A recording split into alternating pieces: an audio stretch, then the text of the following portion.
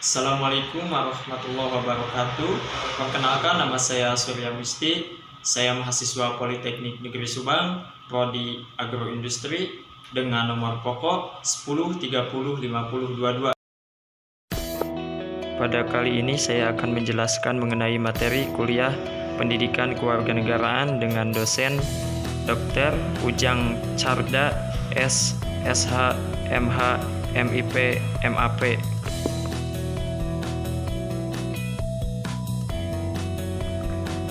Adapun materi yang akan saya paparkan adalah tentang memahami identitas nasional sebagai karakter bangsa Indonesia dengan penjelasan sebagai berikut.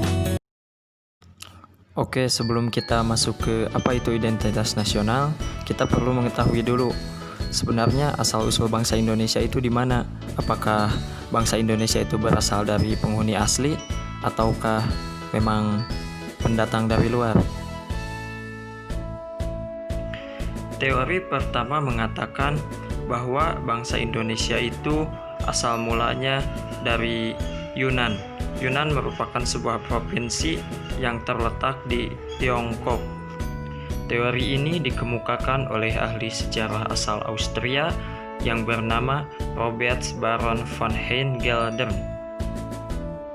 Sedangkan menurut sejarawan Indonesia, yaitu Profesor Muhammad Yamin, menyatakan bahwa orang Indonesia ialah asli dari wilayah Indonesia yang dulu bernama Nusantara. Selanjutnya, istilah Indonesia. Sebenarnya istilah kata Indonesia itu berasal dari mana sih? Istilah nama Indonesia itu pertama kali muncul pada tahun 1850 di majalah ilmiah tahunan GAI, lalu dipopulerkan oleh etimolog Jerman Adolf Bastian dalam bukunya. Hingga akhirnya istilah Indonesia diresmikan pada saat proklamasi kemerdekaan 17 Agustus 1945. Identitas nasional merupakan suatu penanda atau jati diri suatu bangsa yang dapat membedakan ciri khasnya dengan bangsa lain. Identitas nasional bangsa Indonesia yaitu contohnya seperti suku bangsa, bahasa, agama, dan yang lainnya. Fungsi identitas nasional yaitu sebagai alat pemersatu bangsa, sebagai pembeda dengan bangsa lain, merupakan landasan negara, dan merupakan identitas negara tersebut. Adapun unsur-unsur dalam pembentukan identitas nasional. Yang pertama yaitu agama, sesuai dengan sila pertama yang menyebutkan ketuhanan yang Maha Esa. Artinya setiap warga negara Indonesia harus memiliki agama mereka masing-masing. Kedua yaitu suku bangsa. Suku bangsa adalah suatu golongan sosial yang bersikap askriptif. Ketiga yaitu kebudayaan. Kebudayaan merupakan suatu pedoman atau rujukan dalam menghadapi keadaan lingkungan sekitar. Yang keempat yaitu bahasa. Bahasa Indonesia. Tentunya dengan bahasa Indonesia sebagai identitas nasional, pastinya kita harus bangga. Karena tidak semua negara memiliki keanekaragaman bahasa seperti yang dimiliki oleh Indonesia. Karakteristik identitas nasional. Yang pertama yaitu kesatuan Indonesia.